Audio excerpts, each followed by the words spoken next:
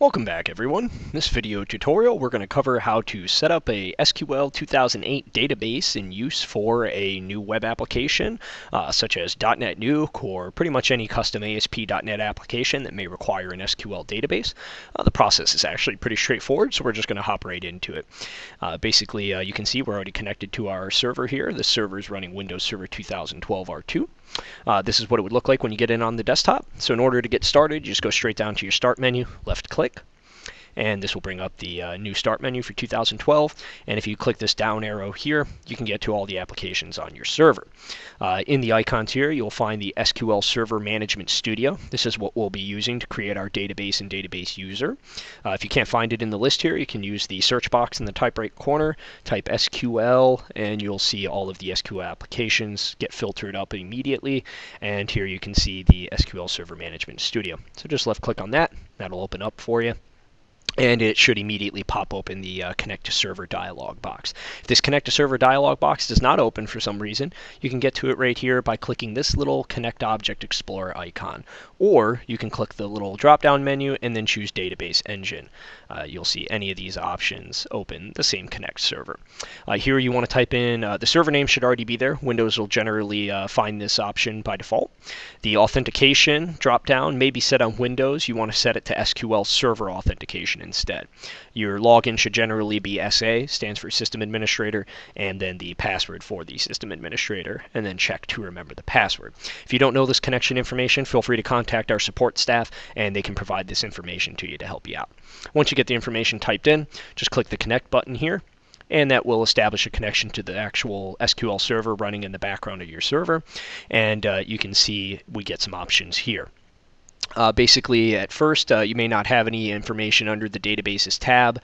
Like you can see here, we just have one database for the control panel that we're running on here. But your system very well may not have any databases listed. So to get started, you just want to left-click on the database node to highlight it, and then right-click, and you'll get the context menu to come up. Just choose New Database. At this point here, I would go ahead and also open Notepad, which you can get to by your Start menu again. Just go to the Applications, and here's Notepad right here. Or again, obviously, you can search for it, and there you go. The reason I use Notepad is because you will need to remember this information that you're about to create for your database and your username when you go to actually install your application or form your connection string.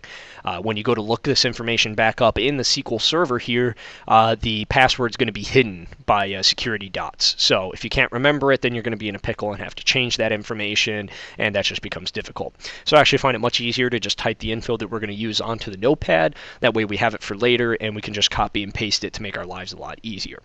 So the domain name that we're going to be working with today is ihostdnn.net. This is just a test site that we already have set up and resolving to this server, and basically the end result here is going to be getting a new DNN7 installation set up on this domain.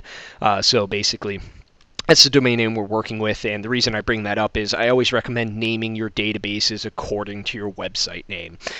It's not necessary, but it really does help out, because as you fill up the server here, if you connect to your SQL server, you're going to have multiple databases listed under this database tab. And if you're giving them generic names like .NET Nuke or website or test website, it's going to get very confusing as to which databases are applied to which websites. So if you just go ahead and name the database ahead of time, something that correlates to your actual website name, that'll make your life a lot easier.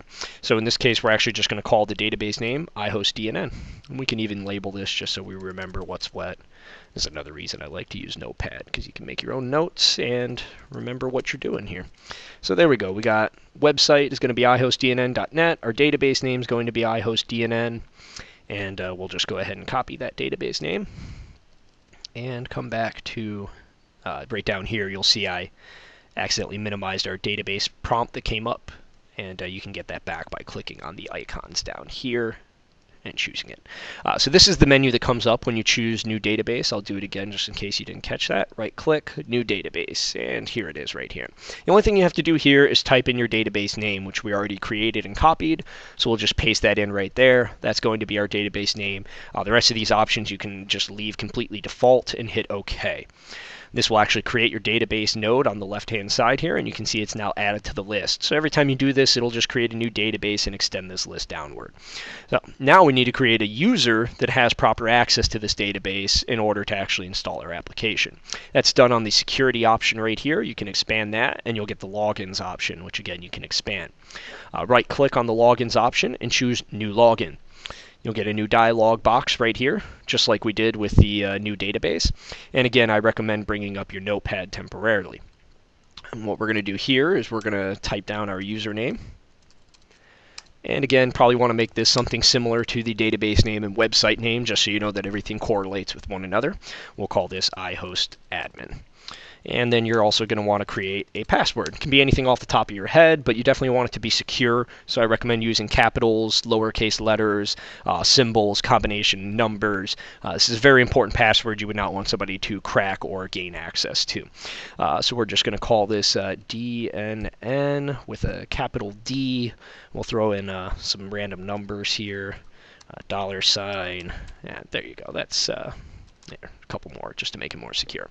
Okay, so now you have all the information you need, and the reason we typed it in a notepad here is to make our lives a lot easier coming through the next menu. So what you're going to want to do here is just copy this username and then paste it into the login name box at the top here. Now you want the password will be the next thing that we need, so go ahead and copy that. And then come back over to your menu. You want to choose SQL Server Authentication. And then you want to paste your password in the boxes provided. See, if you didn't use Notepad, you would have to type the password in manually and remember it and get it exact. Now you want to uncheck the enforce password policy. It's not necessary for an application. That will uncheck the enforce password expiration and user must change password at next login. You would not want those options for setting up an actual website application. If the password expired or changed, that would cause problems for your website to run, so you don't want these options. You can skip the rest of these options here, come all the way down to the default database drop-down box. In here, you'll have a list of all the databases that currently exist on your server, which should match up with the stuff up here. And you'll see the database that we created, iHostDNN, is right here. So we want to choose that, and that'll make this new user that we're creating default associated with this database. Don't hit OK yet. You want to go up here to the user mapping page in the top left corner. You don't need server roles, securables, or status. The only one we need to concern ourselves with is the user mapping. So left click that, and I'll bring you to the user mapping options, and here you'll get a list of all the databases on your server. And here you see the one that we have created, iHostDNN. Just left click on it to highlight the entire row in blue. Click the map checkbox right next to it, and you'll see it automatically applies our user to this database. Now we want to go all the way to the right here and choose this little triple dot box for the default schema option. This will bring up the schema option box here. And in this empty box right here for enter object names to select, you want to type in DBO. Stands for Database Owner. And then you want to click the check name box, and that should put brackets around it if you typed DBO correctly. This means the brackets mean that the server has recognized DBO as a valid role to apply. Let's say that you typed this in wrong. You'll know you did it wrong. We'll just put in an H on accident. Maybe we fat-thumbed, the H while we're typing it in. Now if you go to click check names, you get this error box that comes up and says name not found. The server doesn't recognize DBHO. It cannot be found.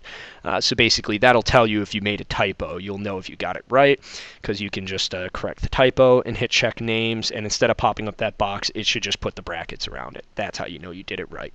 And just click OK. You'll see it has added DBO to our default schema with our user and our database name with the checkbox. The very last thing you need to do is drop down into the database role membership for this user, and you'll see a whole bunch of checkbox options right here. The only one you need to concern yourself with, public, should already be checked by default. Just leave that one alone. And the one that you want to add is DB_owner. This is very important. If you don't do this, then the user will not have the correct permission, and your application won't be able to read, write, and modify tables, which will cause problems for things like .NET Nuke and other in-depth content management systems. So that's it. That's all you need to do right there. Just click OK. And you'll see over here on the left of our SQL Server Management Studio, it has now added our user into the list of logins.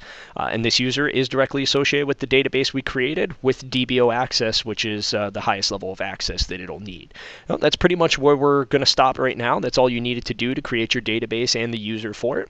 And you have all the information right here nice and neat in your notepad. And this will be very useful when you actually go to install your application, which we'll be doing in the next follow-up video. And we'll use all the same information and just pick up where we left off.